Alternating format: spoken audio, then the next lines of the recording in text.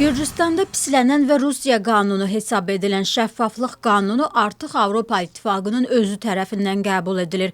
Avropa Parlamentinin üzvləri plenar iclasda daha sərt şəffaflıq rejiminin lehinə 392 səs verdilər. Bu məsələ üçüncü ölkələr tərəfindən həyata keçirilən lobbi fəaliyyətinin şəffaflığı ilə bağlı yeni qaydalarla bağlıdır və bu Avropa İttifaqı ölkələrini mümkün xarici təsirlərdən qorumalıdır. Avropa Parlamentində müzakirə edilən qanun layihəsi Avropa İttifaqı siyasətinə təsir göstərməyə yönəlmiş pullu lobbiçiliyə şamil edilir, lakin hökumət diplomatik, media, hüquqi və akademik fəaliyyətlərə şamil edilmir. Lobbiçiliklə əlaqəsi olmayan vətəndaş cəmiyyəti təşkilatlarının maliyyələşdirilməsi istisnadır. Hər bir ölkə müstəqil bir qurum tərəfindən idarə olunacaq, lobbiçilərin reyestrini yaradacaq. Almaniya səfirinin açıqlamaları hələ də müzakirə mövzusudur. Peter Fischer Azadlıq Radiosuna verdiyi müsahibədə bir sıra mövzulara toxunub və sərt mövqeyini bildirib. Fischer xarici agentlər və şəffaflıq, eləcə də qrantlar haqqında qanunlardan danışıb. Onun sözlərinə görə Gürcüstan bu qanunlara sahib ola bilər, amma Avropa Birliyinə bu cür qoşula bilməyəcək. Onlar xüsusən də Avropa Parlamenti tərəfindən qəbul edilən yeni şəffaflıq qanunundan sonra hakim komandada ikili standartlara işarə edirlər. Basketbolcuya qarşı zorakılıq və təhqir yaxud haqlı obstruksiya. Georgi Shermadini dünən Ukrayna ilə oyundan sonraki çıxışından sonra ictimai rəylər səsləndi. Georgi Shermadini milli komanda ilə son oyununu vətənində keçirdi və həmçinin azarkeşlərə vida nitqi ilə müraciət etdi. Gürcü basketbolçusu azarkeşlərə dəstəklərinə görə təşəkkür etdi və milli komandaya gələcəkdə uğurlar arzuladı. Çıxışında Shermadini həmçinin basketbol komandasına göstərilən köməyə görə Gürcüstan dövlətinin və hökumətinin başçısına təşəkkür etdi. Yuxarıda qeyd olunan şərh tribunadakı bəzi azarkeşlərin narazılığına səbəb oldu. 2024-cü ilin noyabr-dekabr aylarında keçirilən etiraz aksiyaları zamanı qrup hərəkətlərində təqsirli bilinən 11 nəfərin məhkəməsi 20 yanvar tarixinə təxirə salınıb.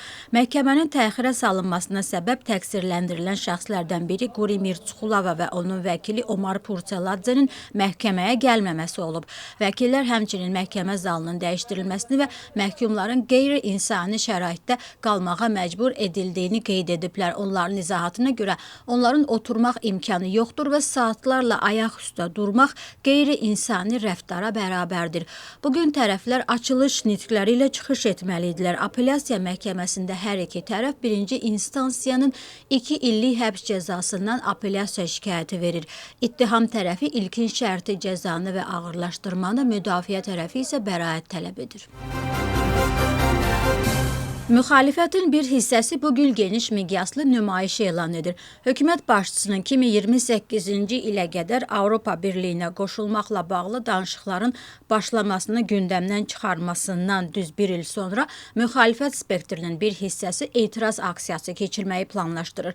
Onların sözlərinə görə məqsəd cəmiyyətə və hökumətə etirazın heç bir yerdə azalmadığını və bir ildir ki, davamlı olaraq davam etdiyini göstərməkdir.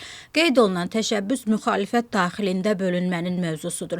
Georgi Gaxaryanın partiyası bugün planlaşdırılan nümayişə qoşulmaq niyyətində deyil və bunun səbəbi kimi milli hərəkatın məsuliyyətsiz hərəkətlərini göstərir. Onların sözlərinə görə indiyə qədər heç bir siyasi partiya, xüsusən də milli hərəkat saxlanılanlar və 4 oktyabrda baş verən hadisələr üçün məsuliyyəti öz üzərinə götürməyib. Ukrayna Milli Antikorrupsiya Bürosu Ukrayna Prezident Administrasiyası rəhbərinin ofisində axtarış aparır. Andrey Yermak özü məlumatı təsdiqləyir. Sosial şəbəkədə dərc olunmuş paylaşımda Yermak hadisə yerinə gələn müstəntiqlərə heç kimin maneə yaratmadığını yazır. Onun sözlərinə görə o hüquq mühafizə orqanları ilə əməkdaşlıq edir və Antikorrupsiya Bürosunun əməkdaşlarına evə tam giriş imkanı verib. Ukrayna mediasının məlumatına görə hazırda Yermakın hadisə yerində olub-olmadığı məlum deyil. Ofisdə təxminən 10 zabit var. Daha əvvəl 25 noyabrda Ukrayna Milli Antikorrupsiya Bürosunun direktoru Semyon Krivonos istintaq zamanı enerji sektorundakı korrupsiya ilə bağlı işin genişləndiriləcəyini bildirmişdi. Qadınlara qarşı zorakılığa qarşı mübarizə üzrə 16 günlük kampaniya çərçivəsində Tel-Avivdə Gürcüstan parlamentinin qadın və uşaq problemləri üzrə müvəqqəti komissiyasının maarifləndirici iclası keçirildi.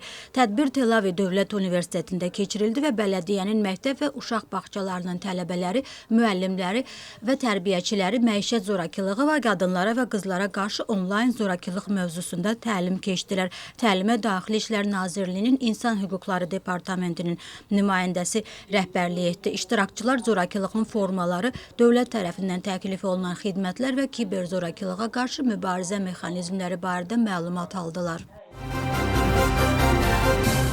Tbilisidə Moskva prospekti nömrə 18-də 3200 kvadrat metrlik istirahət zonası tikilir və burada 22 qanunsuz qaraj və hasar sökülür. Layihə çərçivəsində ərazidə uşaq əyləncə zonası yaradılacaq, qoruyucu barmaqlıqlar, açıq işıqlandırma və suvarma sistemləri quraşdırılacaq. Həmçinin piyada yolları salınacaq, skamlar və zibil qutuları quraşdırılacaq. İşlər üçün yerli büdcədən 450 min lari ayrılıb.